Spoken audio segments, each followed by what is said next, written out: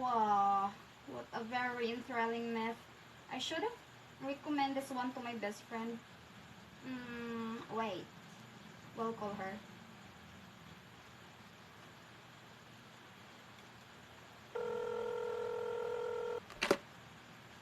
Hey girl, how are you? Yeah, What made you well, better than yesterday.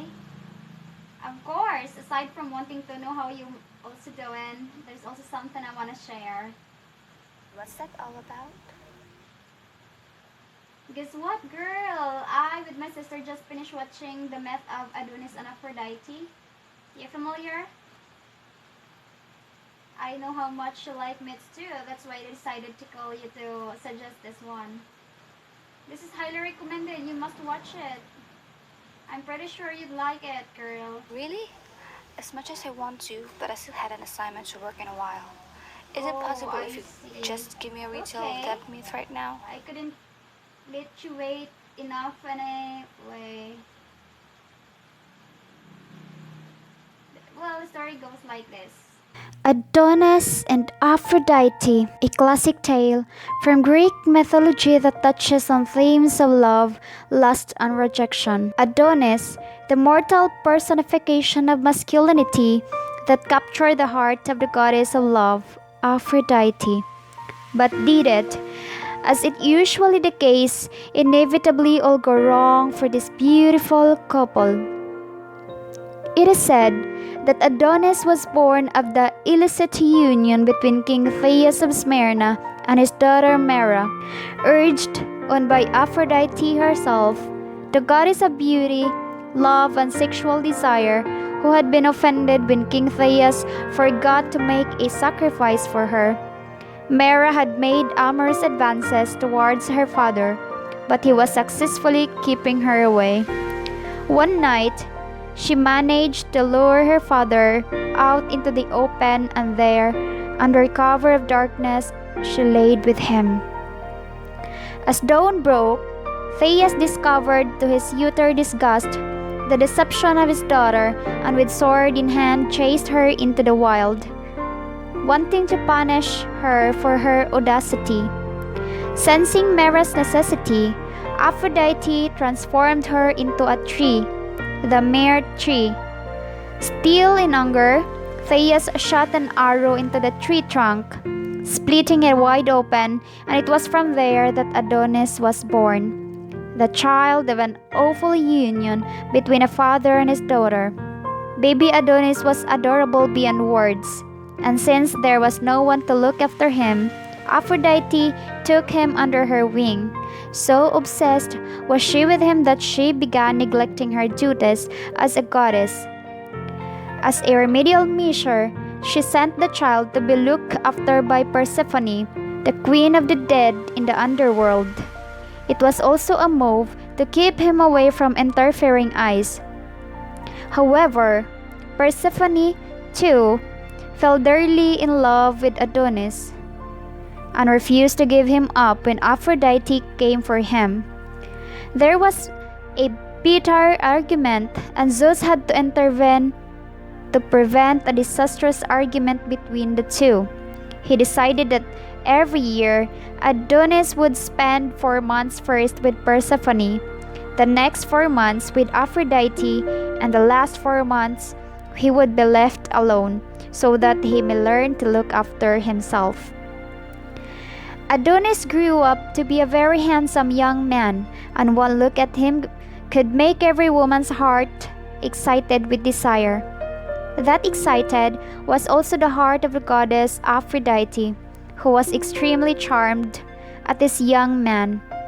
Adonis loved the great outdoors and was a master of hunt. Once, when Aphrodite was to go away for a few days, she warned Adonis not to stray too far into the forest while hunting. At the same time, she told him to stay away from any beast that did not run away from him. However, the heart of young Adonis was audacious, and neglecting Aphrodite's warning, he plunged deep into the forest. There he came upon a wild boar, and no matter how much he tried, he could not scare it away. The boar, angered, and attacked Adonis with one massive heave of its head pierced the young man with its tusk. It is said that the boar which killed Adonis was no ordinary beast, but the god Ares, who was one of Aphrodite's many lovers. Jealous of her passion for Adonis, Ares disguised himself in the form of a boar and attacked the young man. Hearing the screams of his beloved Adonis, Aphrodite immediately headed for the forest, where she found him taking his last breath.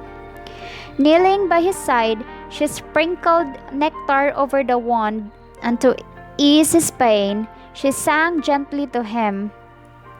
A smile caressed Adonis' countenance as he silently passed away into the realm of the dead. The nectar that Aphrodite sprinkled on Adonis' wound had turned the droplets of his blood into a beautiful red anemones. Persephone greeted Adonis with arms wide open as he entered the underworld, and her delight knew no bounds.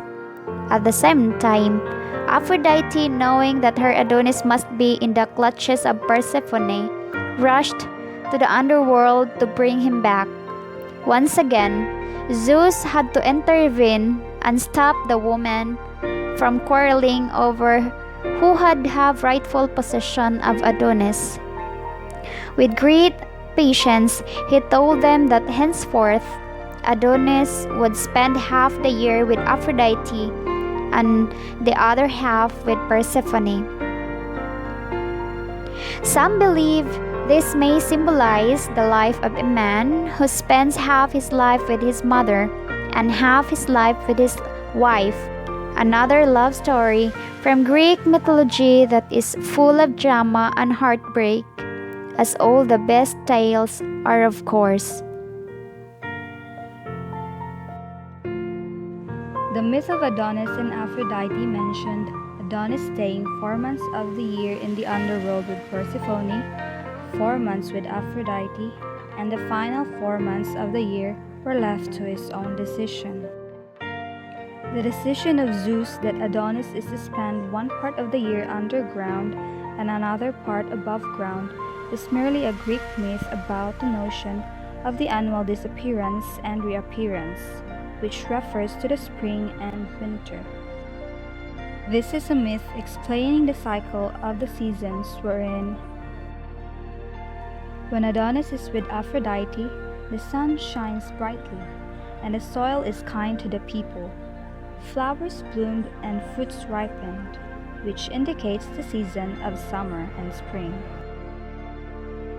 However, when he is with Persephone in the underworld, it could only mean that the time for the harvest of the crops had come, because during the next 4 months, while he slept in the embrace of Persephone, winter ruled the world, and everything was dead and quiet.